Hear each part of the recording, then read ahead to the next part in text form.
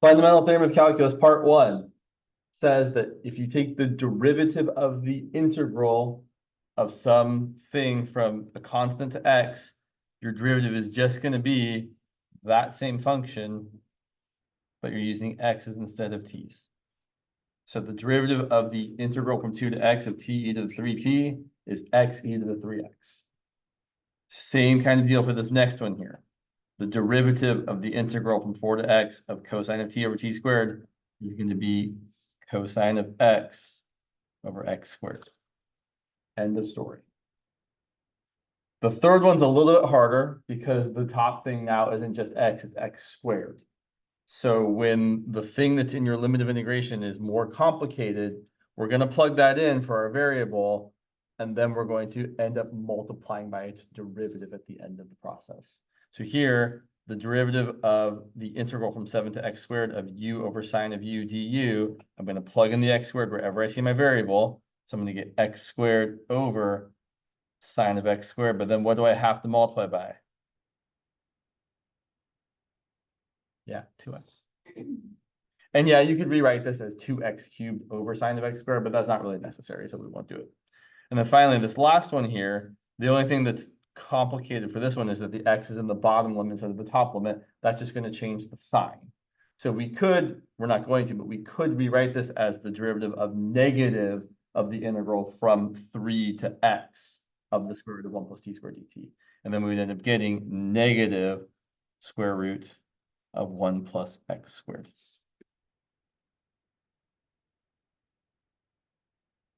So just as a reminder, the first part of the fundamental theorem of calculus tells us that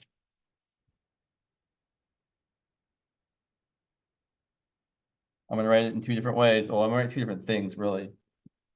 The easy version is that the derivative of the integral from a constant to x of some function of t dt equal to that function of x.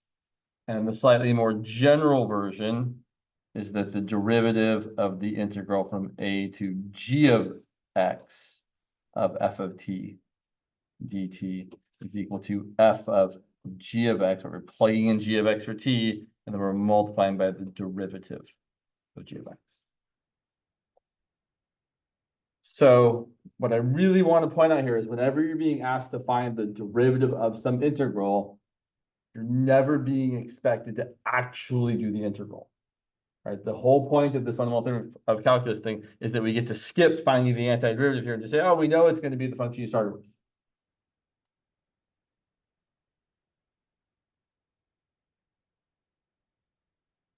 And again, some of these you really like, yeah, most, except for maybe the first one here, the rest of these I'm pretty sure don't actually even have an antiderivative. That's fine. So you really can't find the antiderivative and differentiate. You have to actually just use the fundamental theorem of calculus. Questions about any of these? Come on in, have a seat. So just to drive the point home, let's do one more example where we do actually do this the longer way, which is where we're going to find, say, the derivative of the integral from x cubed to 5 of something that's not too terrible to find the antiderivative of. Let's say, sure, let's say cosine of t dt. We're going to do it the short way first. So the two things I notice are, first of all, my variable is in the bottom limit. So I know I'm going to have to get a negative.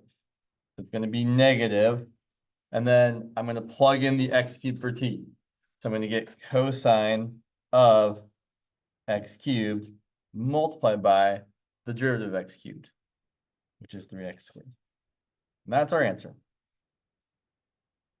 But now we're going to do it the longer way so we can actually see how we got there, just to make sure that we're on the same page. So if you wanted to, you could say, well, we're going to eventually take the derivative. I'm going to anti-differentiate cosine of t and get positive sine of t, evaluated between the lower limit of x cubed and the upper limit of 5. Then we're going to use the second part of the fundamental theorem of calculus and plug in those limits of integration to the antiderivative. So we're going to get the derivative of the sine of 5 minus the sine of x cubed. Okay.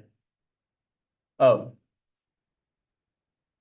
Yes, someone asked, and they're correct. Their statement is exactly correct. We don't have to take the antiderivative because we are taking the derivative of the antiderivative, which is the function itself. That's wonderfully stated. Yes. But here we're doing it the long way to kind of see that that really is what we get. Okay. What's the derivative of sine of 5? 0, right? Sine of 5, I don't know what it is, but it's a constant, and its derivative is for sure 0. Or in other words, I don't see a variable there. Got to be a constant. Derivative is 0. So we're going to get 0 minus the derivative of sine of some stuff is cosine of that stuff times the derivative of the inside stuff, which is exactly what we said the answer was going to be. Negative cosine of x cubed times 3x squared. Cool. Nice. All right. We're actually going to backtrack for a minute here because some people want to ask some questions about some initial value problems which I think are worth looking at. So we'll look at a few initial value problems, and then we'll come back and we'll continue with the fundamental theorem of calculus part 2, and then we'll start talking about use substitution. So let's go ahead and do that. Try and put things, yeah. All right. By the way, at some point you should fill out the attendance form. You can scan it there or there or there. Or you can just go to Canvas and find the link there, or bookmark it, like I encourage you all to do. Let's look at the following. Yeah, let's look at this one. People were having trouble with this one. So let's say we have the following situation. Here's some initial value problems. We have that the second derivative of your function is equal to 2e to the t plus 7 sine of t. And we are given that f of 0 is equal to 0, and f of, excuse me, and f of pi is also equal to 0. We're being asked to find the function f. So if we have the second derivative and we want to find the original function, we're going to have to antidifferentiate twice. So the first antiderivative, which will be the antiderivative of the second derivative, is the first derivative. We're just going up one step. The antiderivative of 2e to the t is 2e to the t. How lovely. And the antiderivative of 7 sine of t, is it positive or negative cosine? It's negative, right? The derivative of sine is positive cosine. The antiderivative of sine is negative cosine. And that's true for sine and cosine specifically, that the derivative and the antiderivative are the opposite SIGN, sine. I spell it out because, we have the sine function and the word sine, which is terrible that they sound the same, but okay. So the antiderivative is going to be negative 7 cosine of t plus some constant, which I'll call C1, because I know I'm going to have another one when I take the next antiderivative.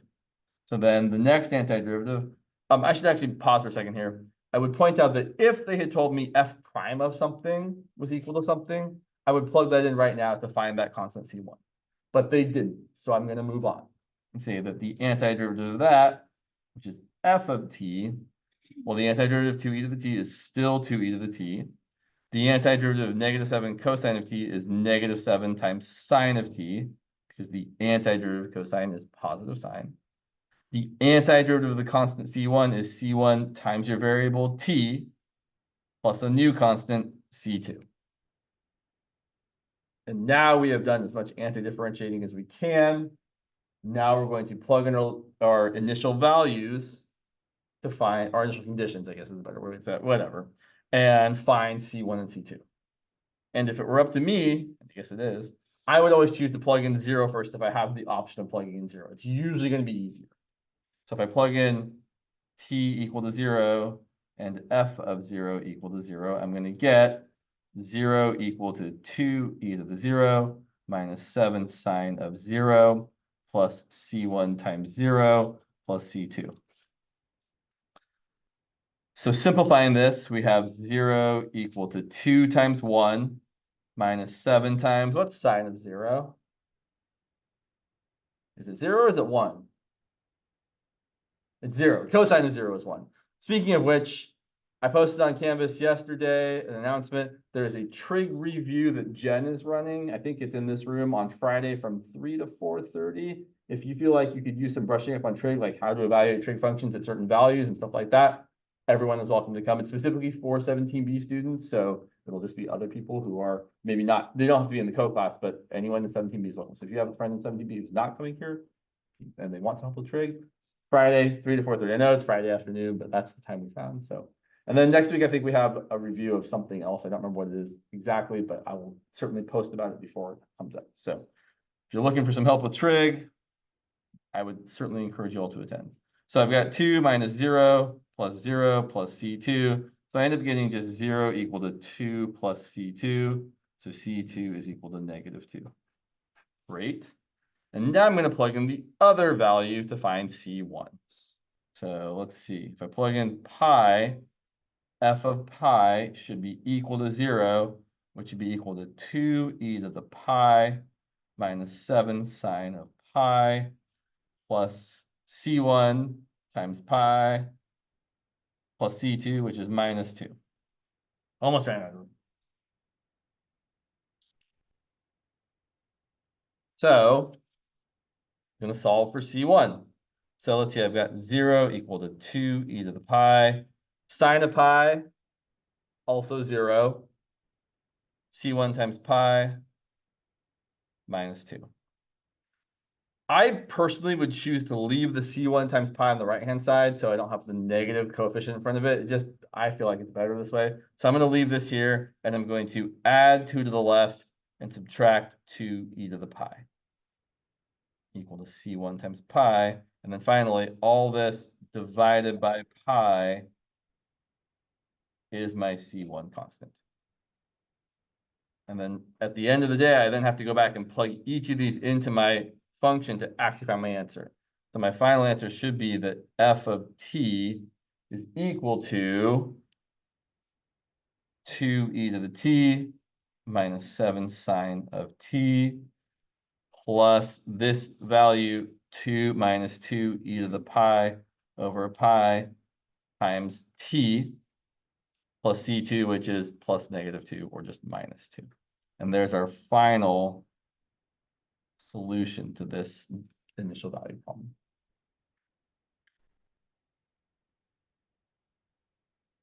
Yeah. Let's see. Do I have one more in me?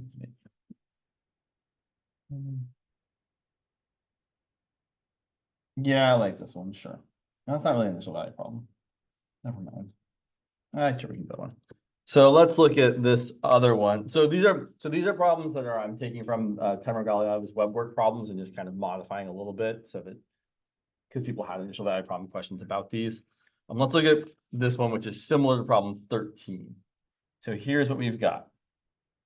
Suppose that the length of a certain organism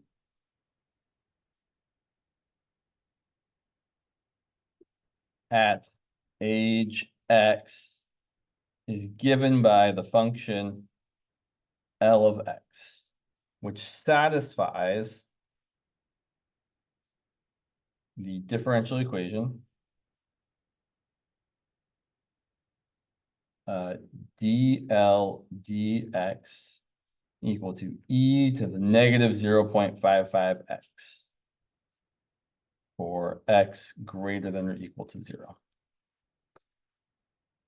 First part of this, find L of x. All right, well, if we know that the derivative of L is equal to something, what are we going to do to find L? How do we undo the derivative? The antiderivative.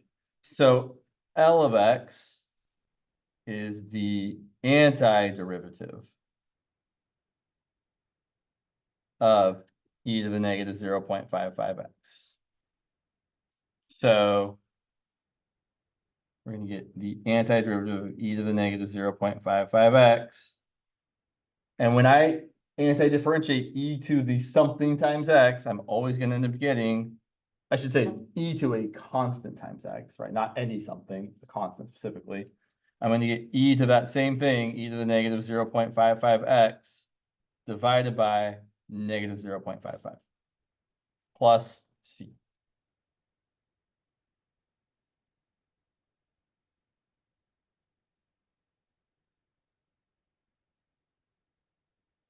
I'd really like to know what c is. Well, they give us more information. So we're also told, we are given that the limit as x goes to infinity of L of x is equal to 6. And we should be able to use that information to figure out what c is. Okay, let's do it. So let's see here.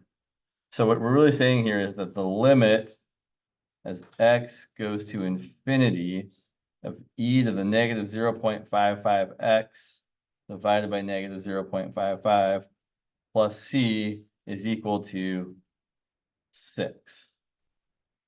All right, here's a question that comes up more often than you'd think. What's the limit as x goes to infinity of e to the negative 0.55x?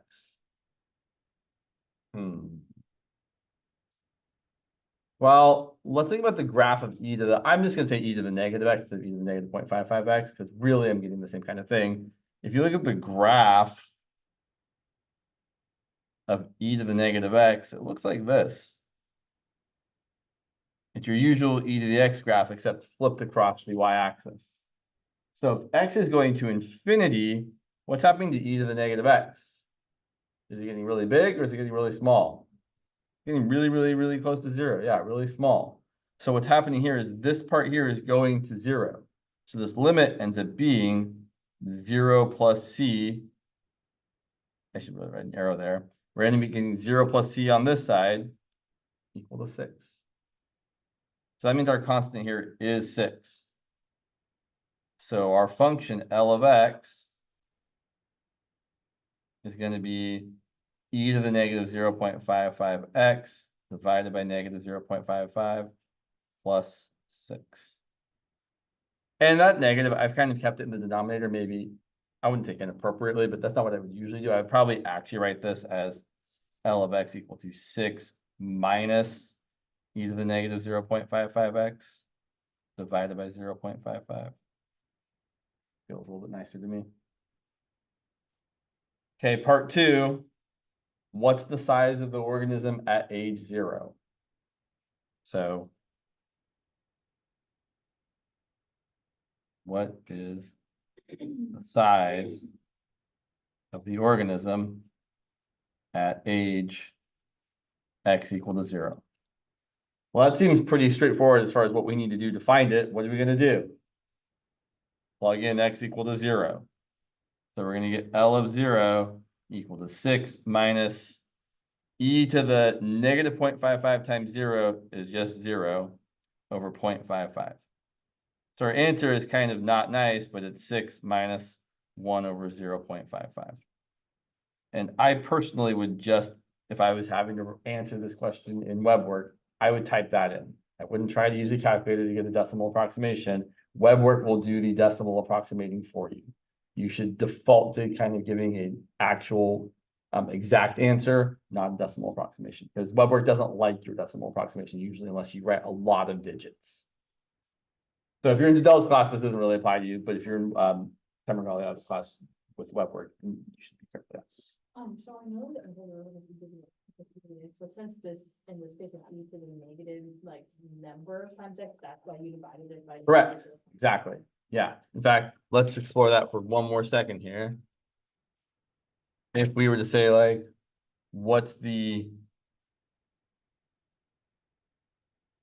antiderivative of e to the 7x? It's going to be e to the 7x divided by, right, or I would probably like to write it as times 1/7, same thing. And you can check that by saying, well, let's check. The derivative of 1/7 e to the 7x plus c. We know that the 1/7 constant multiple hangs out, and the derivative of e to the stuff is e to the stuff times the derivative of the stuff. And the derivative constant is 0. And oh, look, the 1/7 times 7 is just 1. So that ends up being exactly e to the 7x. And that means we did the right thing because the derivative of the antiderivative is the function you started with. And that should always be true. The derivative of the antiderivative should always be the same function that we started with in the very beginning. In fact, that's what the fundamental theorem of calculus part 1 says. The derivative of the antiderivative is the function you started with. Cool. All right, let's talk more about the fundamental theorem of calculus part 2. So, as a reminder, fundamental theorem of calculus part 2 says the following. The integral from a to b of some function can be found by finding the antiderivative of that function and evaluating it from a to b, meaning you're going to plug in b, the top limit of integration first, subtract and plug in the bottom limit of integration second. And I should point out where it is true that the derivative of capital F is equal to little f, which is just the fastest way of saying that capital F is an antiderivative of little f.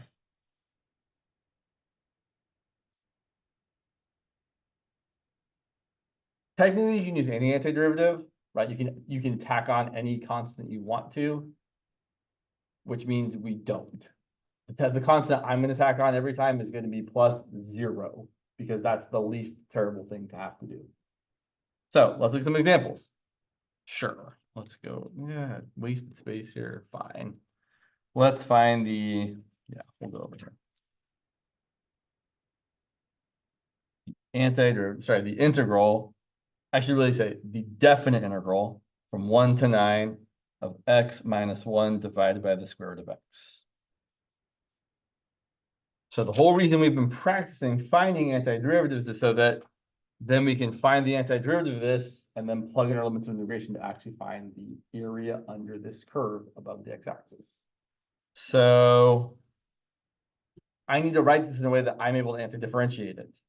And the first kind of thing I'm going to usually try is just simplifying the expression until I've got powers of my variable. So I'm going to rewrite this as the integral from 1 to 9 of x divided by the square root of x minus 1 divided by the square root of x. And then I'm going to rewrite that as the integral from 1 to 9 of x to the first divided by x to the 1/2 is just x to the 1/2. And 1 divided by x to the 1/2 is x to the negative 1/2. And now everything is just a nice power of x. I mean, nice being relatively, being relative, but everything's a power of x, and we can apply the anti-power rule to anti-differentiate this. So for the antiderivative of x to the 1/2, we're going to get x to the 1/2 plus 1 divided by 1/2 plus 1. And for x to the negative 1/2, we're going to get x to the negative 1/2 plus 1 divided by negative 1/2 plus 1. Evaluated from 1 to 9. Now, I don't think you actually need to write this intermediate step here if you're comfortable adding fractions, but you can certainly write it. So I'm going to simplify a little bit. This is going to be x to the 3/2 divided by 3/2 is the same as multiplying by 2/3 minus a negative 1/2 plus 1 is x to the 1/2, and dividing by 1/2 is the same as multiplying by 2. And now we're going to plug in our limit of integration. Always the top limit first, subtract, always the bottom limit second. So we're going to get 2/3 times 9 to the 3/2 power minus 2 times 9 to the 1/2 power minus 2/3 times 1 to the 3/2 minus 2 times 1 to the 1/2. And I would say normally I would skip writing that second part there because 1 to any power is always 1. So I would rewrite this as, so I should say, technically we stop here, right? This is a valid answer, but this is something we can and should simplify. So we have 2/3, 9 to the 3/2 is the square root of 9 cubed, which is 3 cubed, which is 27. 9 to the 1/2 is the square root of 9, which is 3, minus 2/3 times 1 to the 3/2 is just 2/3, because 1 to any power is 1, and 2 times 1 to the 1/2 is just 2 times 1, which is 2. So then, simplifying this even more, 2/3 times 27 is 2 times 9, 18. 2 times 3 is 6, minus 2/3, plus 2.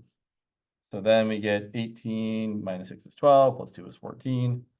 14 minus 2/3, which is 42/3 minus 2/3, which is 40/3.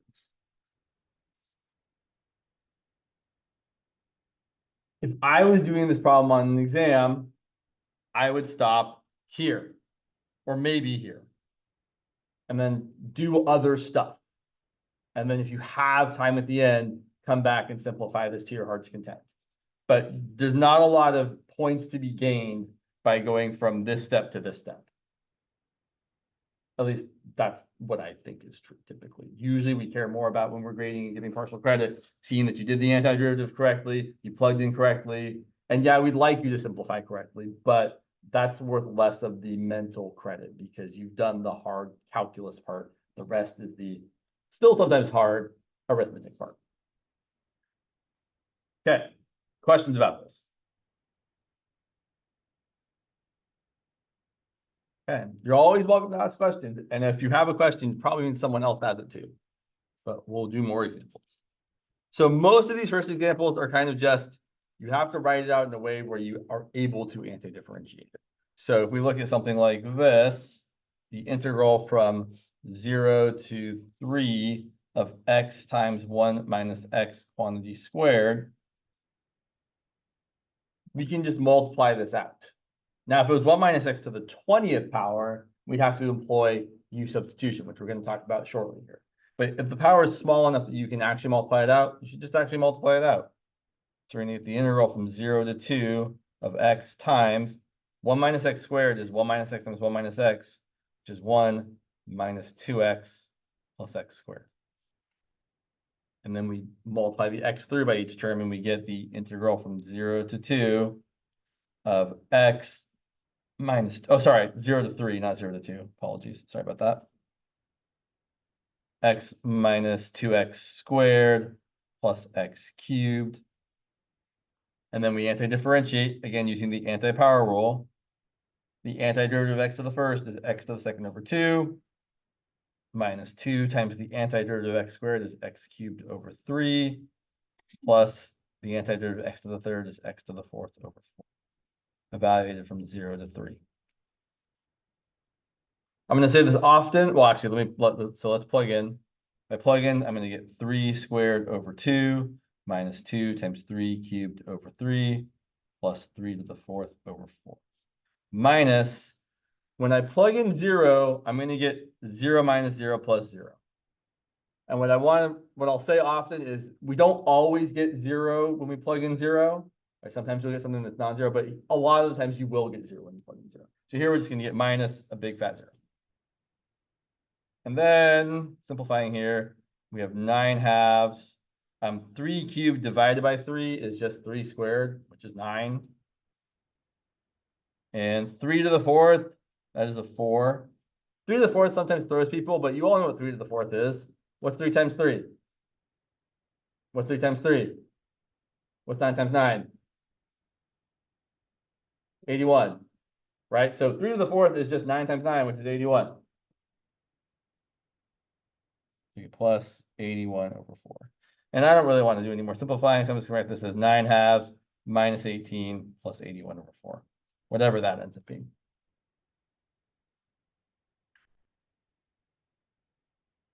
Also, you can totally type this into WebWork. It'll take it just fine. It'll do the simplifying for you and tell you your answer is some decimal that ends in 0.25 or 0.75. All right, yeah, sure. Let me see here real quick. Yeah. Let's talk about more difficult methods of integration. So I would say when you're integrating something or anti-differentiating something, the first thing you should try to do is see if you can just simplify it into functions that we know the antiderivatives Another actually good example of this would be the following. I have one more here. The integral of, which way do I want to do this? Yeah, let's do that. Let's do sine of x over cosine of x squared. Is that what I want? Yeah, that's what I want. Dx from, ooh, let's be careful here, from pi over 6 to pi over 4. We'll talk about this one again in a minute, but I want to point out that this function can be rewritten in a way that it looks like something that we know the antiderivative of. Let me show you what I mean.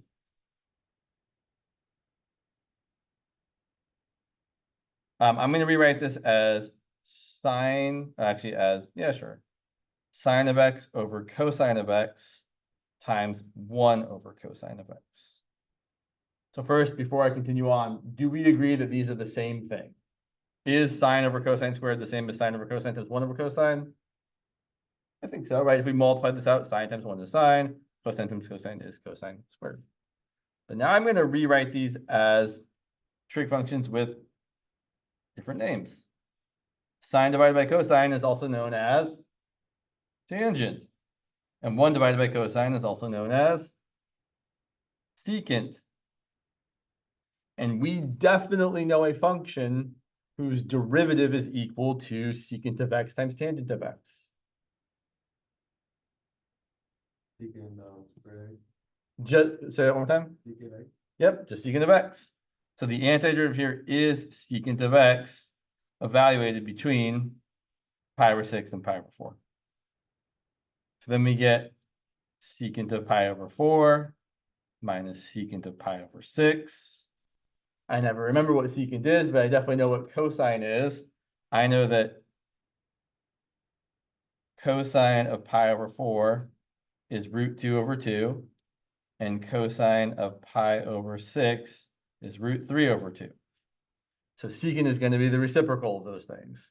So secant of pi over 4 is 2 over root 2, and secant of pi over 6 is 2 over root 3. Which you could rationalize and get nice looking answers, but I don't want to. Yes? So the antiderivative of tangent x times secant x is just secant x? Correct? Okay. Right, what's the derivative of secant of x? Secant of x times tangent of x.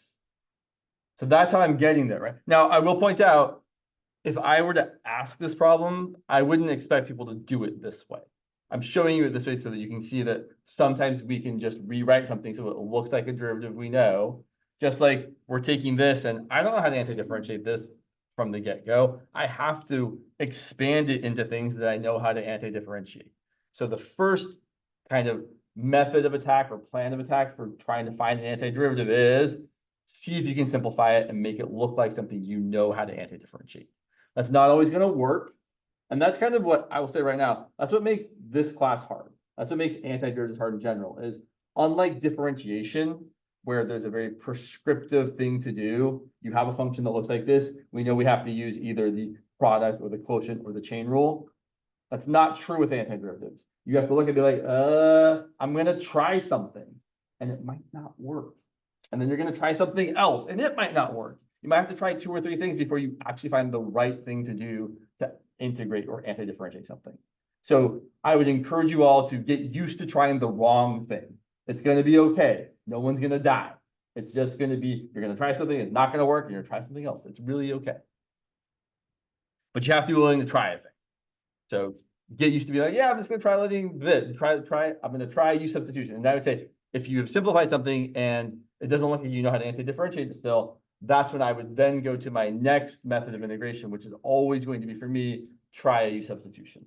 Look to see, is there a good choice for you? So that said, let's talk about U substitution, or more generally, the substitution method.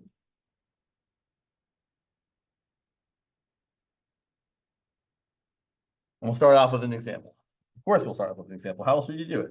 So let's say we want to find the following. We want to evaluate the indefinite integral 5x to the 4th times x to the 5th plus 1 dx.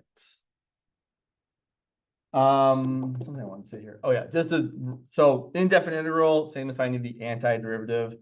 Indefinite just means we don't have limits of integration. Definite means we do.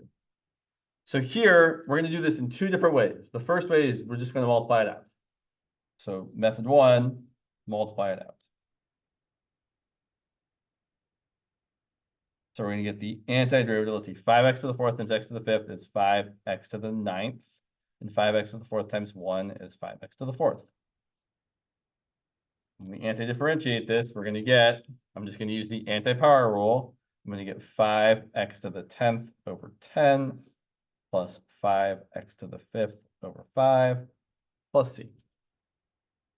Which I can simplify as, interesting there, sure. X to the 10th over 2 plus x to the 5th plus c. And I'm going to help myself out here just a little bit because I know what's going to happen. I'm going to say this is C1. And don't worry about it for now. We'll address it in a minute. All right. The second way we're going to do this is by doing something brand new. We're going to do a substitution.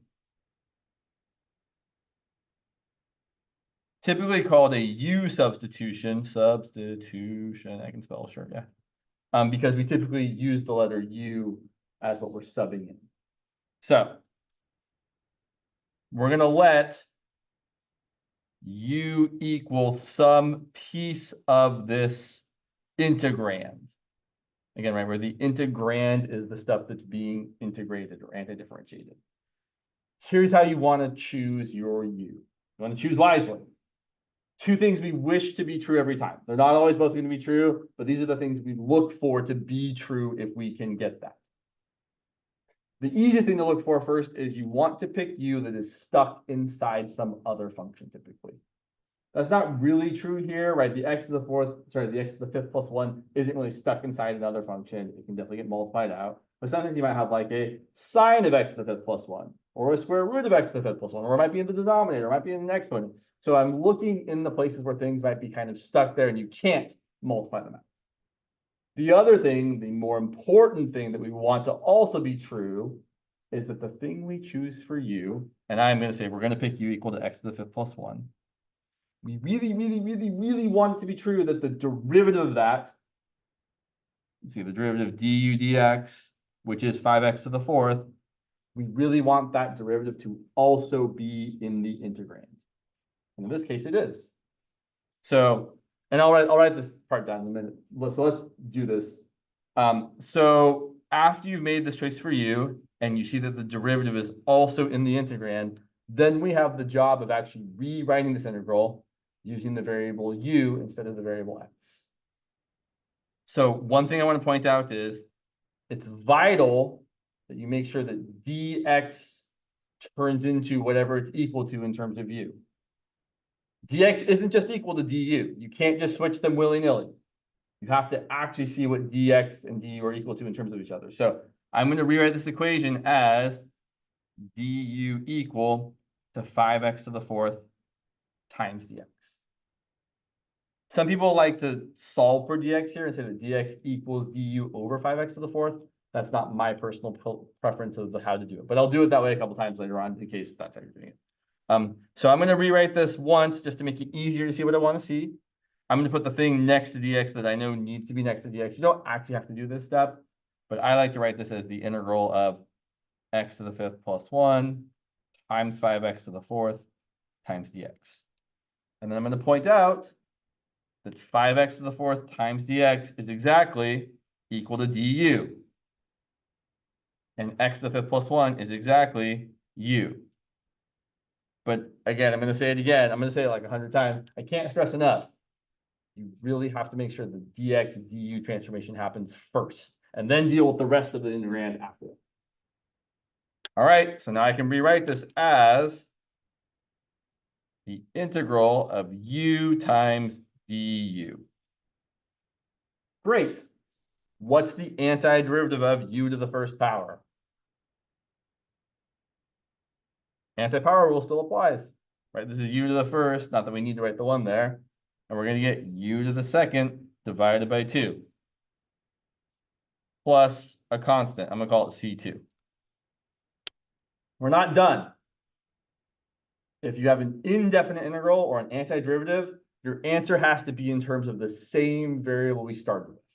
So if I'm finding the antiderivative of a function of x, I better end with a function of x. If it's a definite integral, there's other stuff that happens that we'll talk about. But for indefinite integrals or antiderivatives, we always have to go back and re-substitute back in what u is equal to. So u is equal to x to the fifth plus 1. So this is going to be equal to x to the fifth plus 1 squared over 2 plus c2. Now the question that always is on the tip of our tongues, are these the same? I mean, they should be the same, right?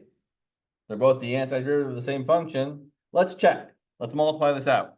So I multiply out x to the fifth plus 1 squared.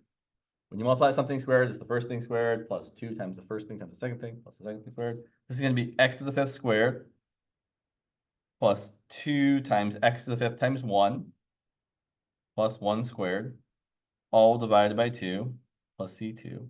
And if I divide each thing by 2, x to the 10th over 2 is just x to the 10th over 2.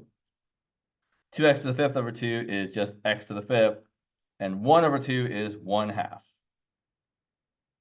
So now let me ask you all again. Are these the same? Let me ask you a better question. Are they exactly the same? Well, how much do they differ by? What's the only difference between this thing, ignoring the C1 and C2, the difference between this and this is the 1/2 right there. Okay, better question. Are they the same enough? Yes, they are. Because if you're taking an antiderivative, it's totally valid if they differ by a constant. And that's totally okay, right? These two answers differ by the constant 1/2, which you kind of think of as being sucked up by the C2 here. So you might even say that the way we've written this, you could say that C1 is equal to 1/2 plus C2. And then you really, oh yeah, these constants are just a half difference from each other. One sec. So just in general, I want to point out something that's true is that if you do an integral, sometimes there's more than one way to do it. And occasionally, if two people choose a different method, you might end up with the answers that differ by a constant because of some of just the way things work out algebraically. Go ahead. How would it be different if like the 5x or if that wasn't like the derivative of x squared? So how not the derivative?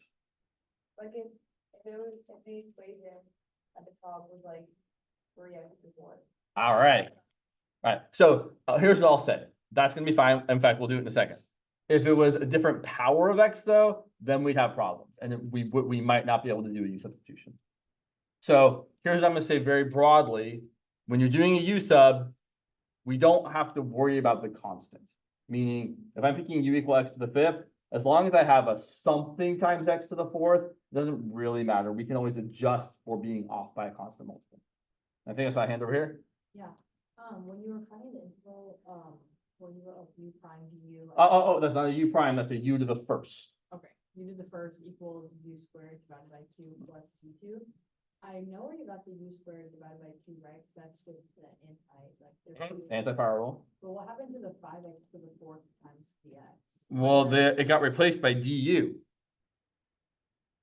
So right, that's why it's super important that we make sure every x turns into a u thing. So let me actually point out what we're really doing here. In fact, yeah, we're really undoing the chain rule.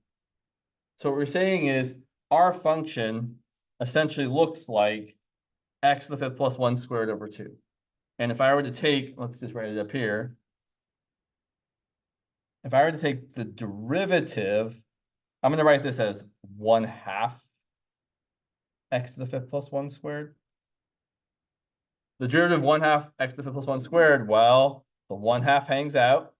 And the derivative of some stuff squared is 2 times my stuff to the first times the derivative of the inside stuff.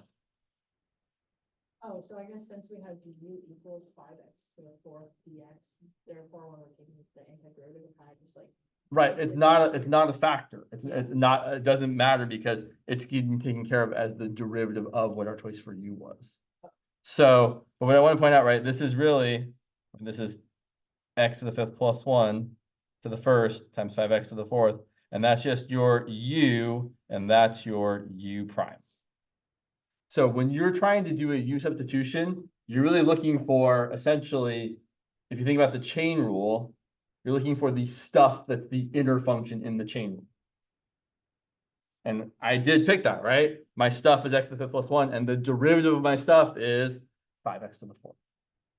So that's how I'm always kind of thinking about doing u substitutions. Oh, I'm looking for the stuff whose derivative is also there, or whose derivative is there, maybe off by a constant multiple. So let's look at a similar example that kind of addresses that. Yeah. In fact, we'll make it very similar. Let's say we want to find the antiderivative of 3x to the fourth times x to the fifth plus 1 to the 73rd power. And as you might be aware, it is technically possible to multiply that out, and no one should ever do that. It would take a long time to multiply that all out. The better answer is we don't have to. We can do a u substitution. I actually was trying to number things here. I think this is number 3. I don't really. Numbering is whatever. So we're going to make the same choice. We're going to let u equal x to the fifth plus 1 because the derivative, well, for 2 reasons. Reason 1, x to the fifth plus 1 is stuck. It's in some other function, the function of being raised to the 73rd power. And more importantly, its derivative is close enough to being there. The derivative du dx is equal to 5x to the fourth. I don't have the 5. Okay, question. You don't think with the 73? No, and I don't want to. So I'm trying to, when I make a choice for you, I'm trying to pick the inside of a function, not the entire function itself. So I don't want to pick x to the fifth plus 1 to the 73rd. I want to pick just the x to the fifth plus 1. And again, really, it kind of takes practice. Like sometimes we'll pick the inside thing and it might not be the thing we actually want. So sometimes we have to make a different choice. That's okay. So let's see. I want to fix this.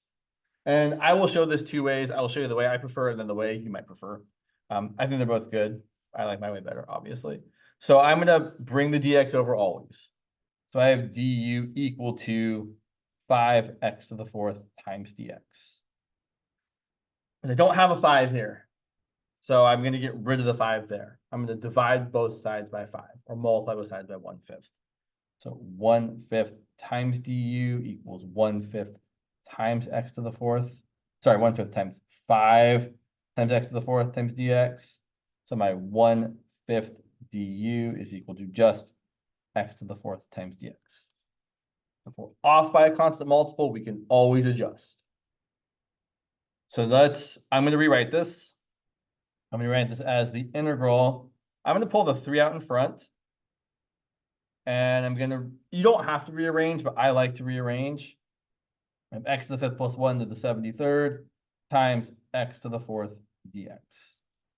And now x to the fourth dx gets to be replaced by 1/5 du. I'm going to say it again.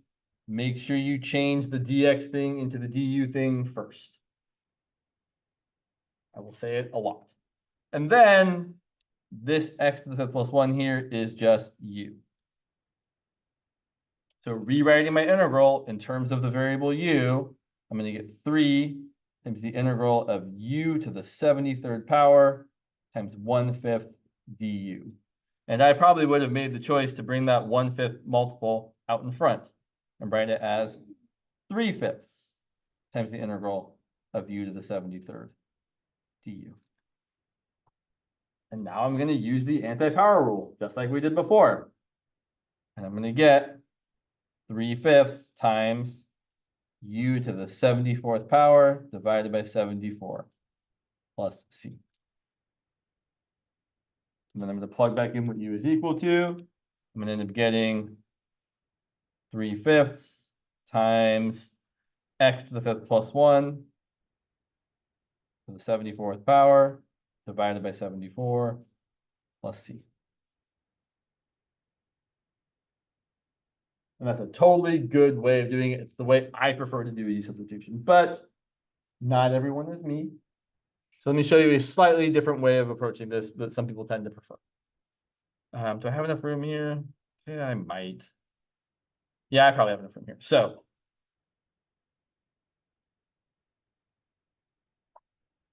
another thing people like to do instead of what I did is they like to actually take this choice for u and fully isolate dx.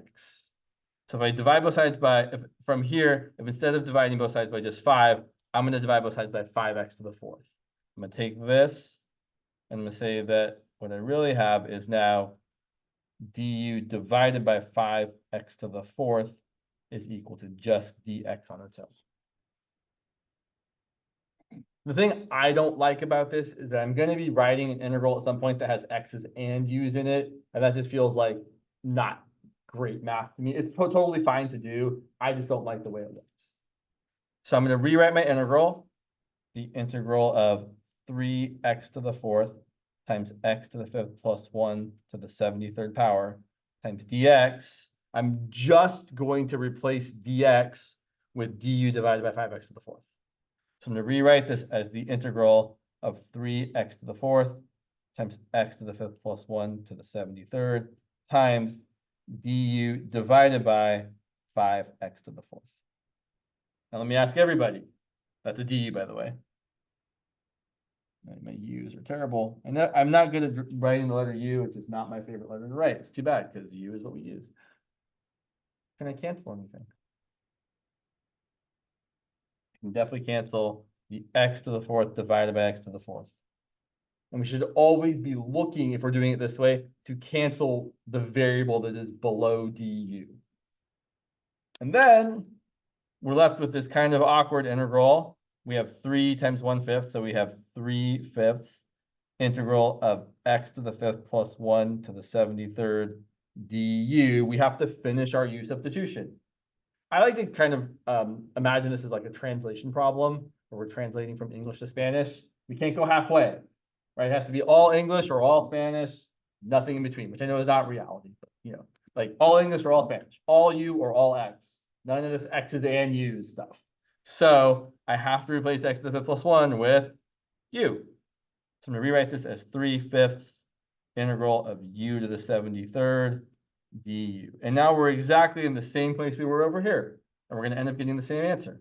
We're going to get 3/5 u to the 74 divided by 74 plus c, which then becomes that. 3/5 x to the 5th plus 1 to 74 divided by 74 plus c. Either way of doing it's totally fine.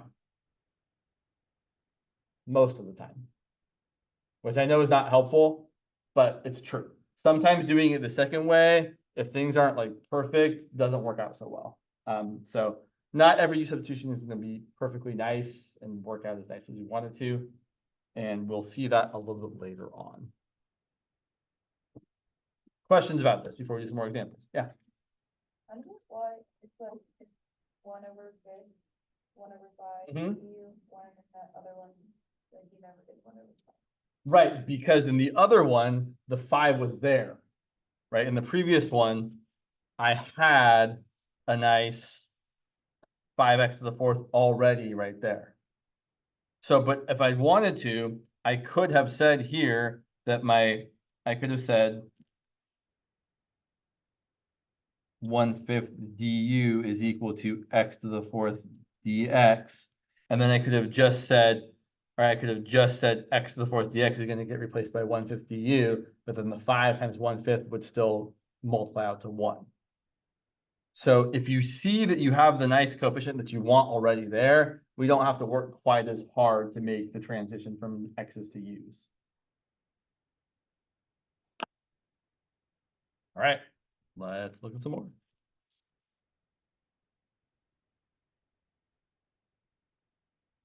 Let's say we want to find antiderivative of the natural log of x divided by x. I want you all to take 30 seconds and think about what you might pick for u. Write down u equals something. There's not a lot of choices here.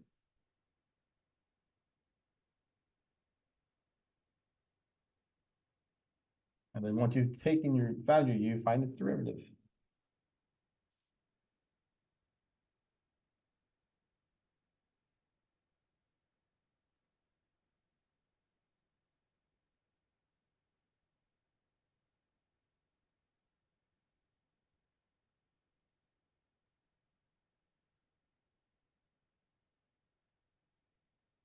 All right, I'm going to make the wrong choice for a second. And I'm going to point out that this is always a wrong choice. U equals X. Why is it always wrong? Because you're not actually doing anything if you pick U equal to X.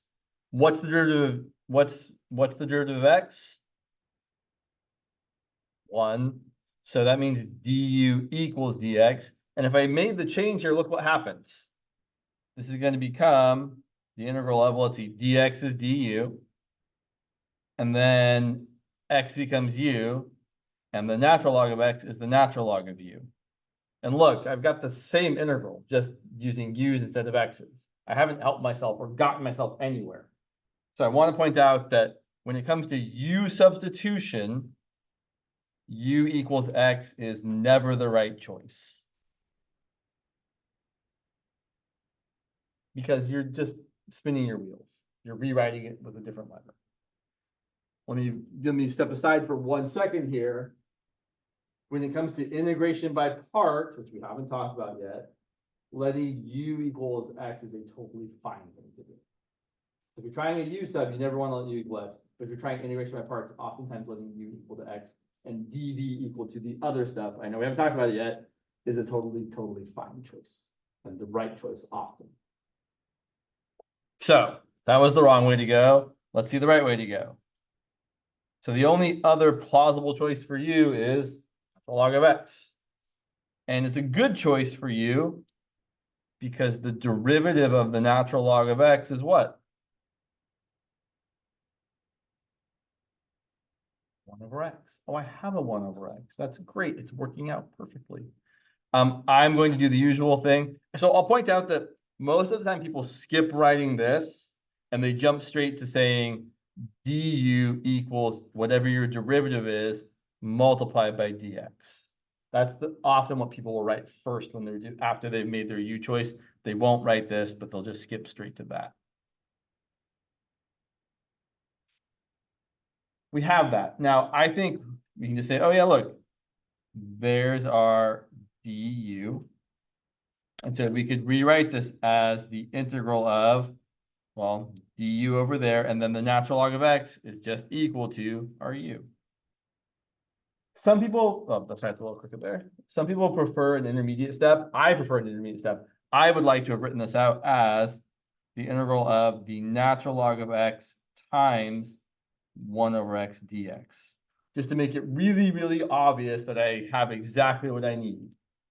Great, 1 over x times dx is my du. Natural log of x is my u. I'm happy about that. And then the antiderivative of u to the first is u to the second divided by 2 plus c, which is going to be the natural log of x quantity squared divided by 2 plus c. Do be careful here. It would be incorrect to write this as the natural log of x squared divided by 2 plus c. Because when you write it that way without any parentheses, the assumption is you're squaring x before you're taking the natural log. And then I guess I am not a fan of this notation, but I guess other people are. It would be correct. I cringe just to write it, but I'm going to write it. It would be correct to write this as the natural log squared of x. I really hate that notation. I can't. You might hear the vitriol in my voice. I'm not a fan of this notation, but it is, I guess, technically correct notation that people use sometimes. So you could write it. Don't write it like that. It's terrible. I don't like it, but you might like it, so it's fine. All right, let's do some more. Oh, let's actually go back to that question I talked about before, the cosine sine one. Let's say we want to find the integral, let's make it a definite integral. We'll do it indefinite first.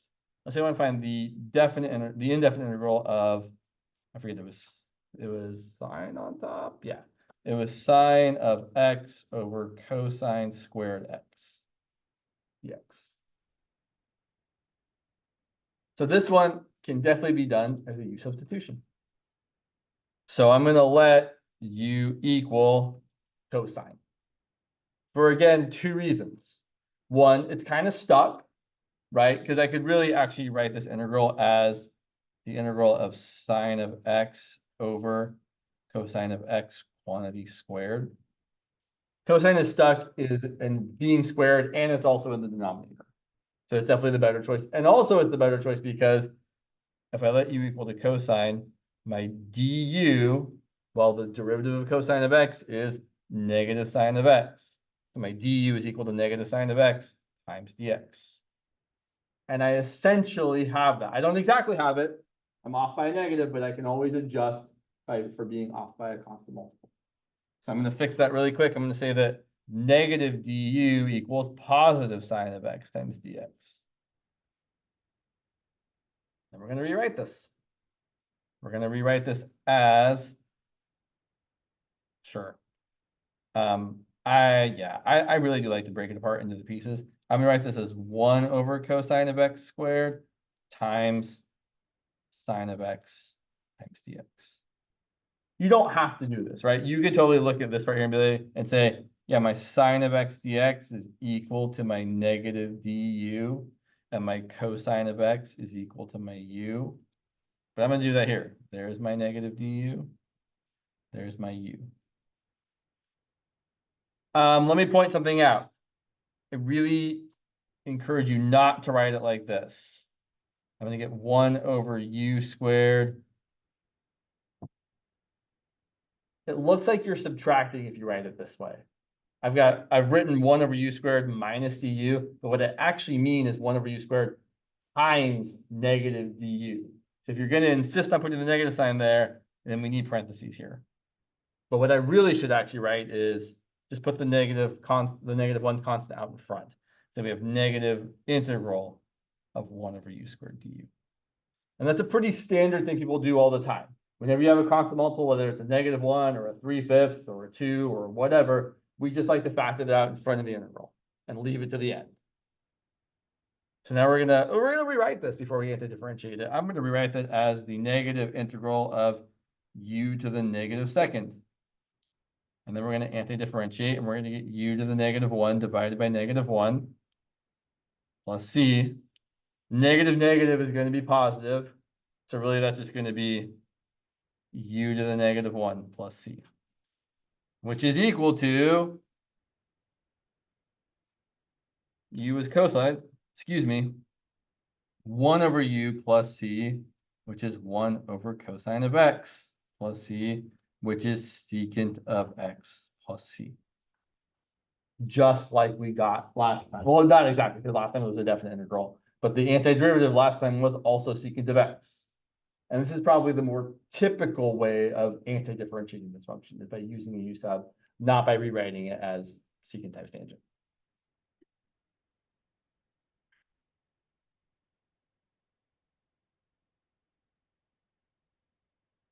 Okay, let's do that. Let's say we want to find the antiderivative of, which one do I want to choose here? Yeah, I do want to choose that. Let's say I want to find the antiderivative from, I'm going to pick some limits of integration again. Yeah, from pi over 4 to pi over 3 of tangent of x. A tangent? What function has a derivative equal to tangent? I ask rhetorically because we probably don't know that yet. Because I don't know a function off the top of my head whose derivative is equal to tangent. It requires a process. So if you see a function you don't know how to anti-differentiate, it also doesn't look like there's a good choice for you here, right? Because if I let u equal the only thing that is there, which is tangent of x, what's the derivative of tangent of x? What is the derivative of tangent of x? Yeah, secant squared. And I definitely don't have a secant squared here. So we can eliminate that choice because picking u equal to tangent, I don't get du equal to secant squared showing up. And I need it to show up for that to be a good choice. So what I should try to do here is think about rewriting tangent. And this is a pretty common tactic for any trig integral. I like to typically rewrite any integral with trig functions in terms of sine and cosine. And tangent is sine of x divided by cosine of x. Okay, here's one where it seems like we might want to pick one thing for you, but the other thing for you is actually the better choice. So let's talk about the wrong choice here. The wrong choice for you is going to be u equal to sine of x. Seems like it might be the better choice because the derivative sine is positive cosine and the derivative cosine is negative sine. But the problem is, if we actually write what du is equal to, which is cosine of x times dx, this integral does not have cosine of x times dx. This integral has 1 over cosine of x times dx, which is a totally different animal. It's actually secant of x times dx. So we really need the du, whatever du is equal to, it all has to be in the right place. It has to be either in the numerator if it needs to be in the numerator, or the denominator if it needs to be in the denominator. So that cosine of x would have to be in the numerator, and it's not. So this is not what we want to do. So instead, we're going to make the choice of letting u equal cosine of x. For the usual reasons. The reasons being, 1, it's stuck in the denominator. 2, its derivative is essentially in the integral. Its derivative is negative sine. So du is negative sine of x times dx. And then I'm going to multiply both sides by -1 and say -1 times du is equal to positive sine of x dx. So now we're going to rewrite our integral. Ooh, definite integral. So you have choices here. I'm going to show you the choice I would make when you have a definite integral with a u substitution. So I'm going to rewrite the integral as the integral of, let's see, so sine x dx is going to become my -1 times du. And my cosine of x is just u. And my limits of integration, well, my limits of integration were x values. Right? This is from x equals pi over 4 to x equals pi over 3. But now my new integral is in terms of u. So I should really do myself a favor and change my limits of integration to be the corresponding u values. So let's check it out.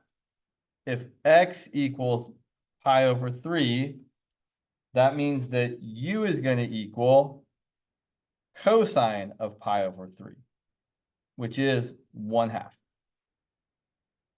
And similarly, if x equals pi over 4, that means u is going to equal cosine of pi over 4, which is equal to the square root of 2 divided by 2.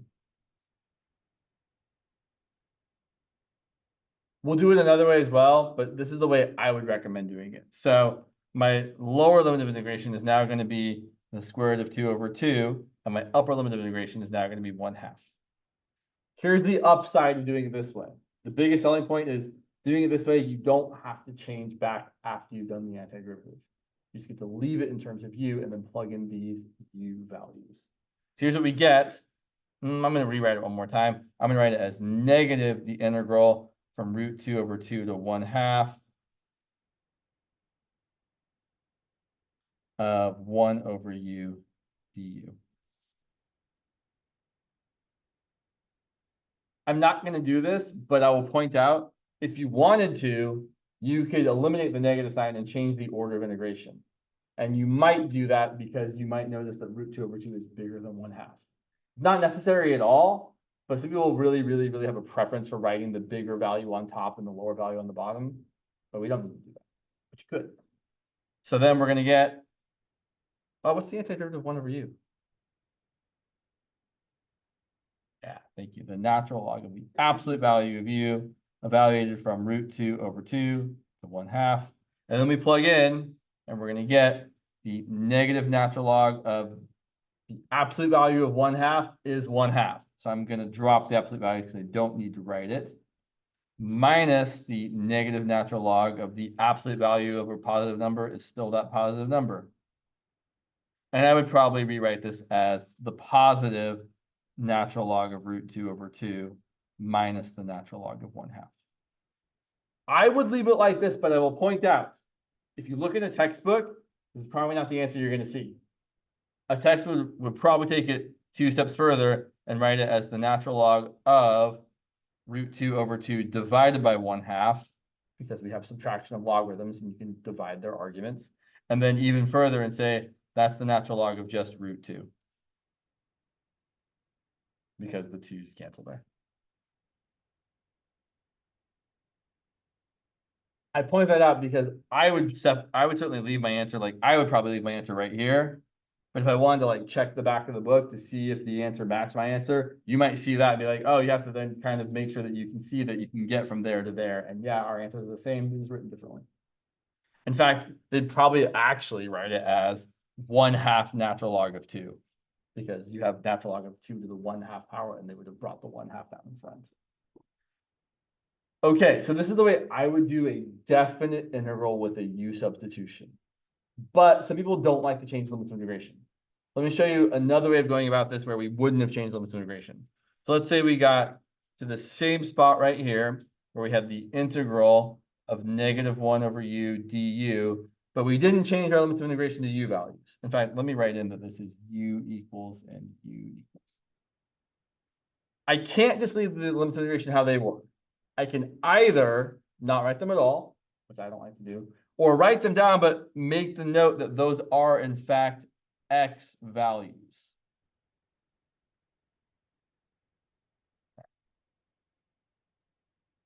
So then we can continue on. The antiderivative of -1/u is negative natural log of the absolute value of u, evaluated from x equals pi/4 to x equals pi/3. Then we can plug in what what u is actually equal to, which is cosine of x. We get the negative natural log of the absolute value of cosine of x, evaluated from pi/4, pi/3. I no longer need to write x equals because I'm back using x's. To me, this feels like more work, right? Taking this, going back and forth thing. And then I can plug in pi/3 and get the negative natural log of the absolute value of cosine of pi/3 minus the negative, so plus the natural log of the absolute value of cosine of pi/4. You're also not avoiding having to find cosine of pi/3 and cosine of pi/4. We're just doing it at a different stage in the game. You're still going to end up getting negative natural log of cosine of pi/3 is 1/2. And natural log of cosine of pi/4 is √2/2.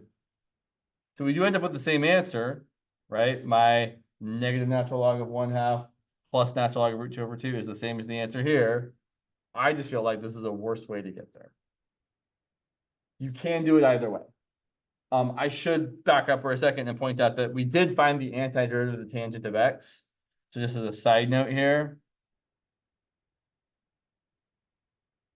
the antiderivative of tangent of x did end up being the negative natural log of the absolute value of cosine of x.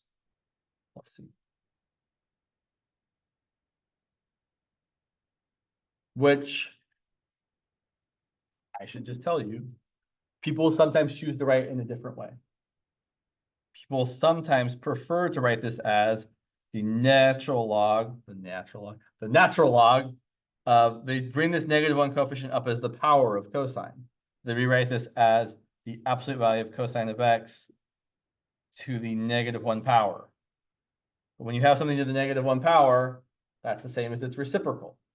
So this is really the natural log of 1 over the absolute value of cosine of x, which is really the same thing as the natural log of the absolute value of secant of x.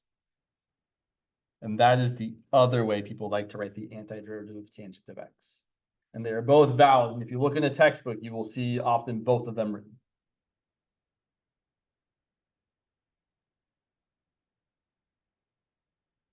Okay, let's do one more real problem.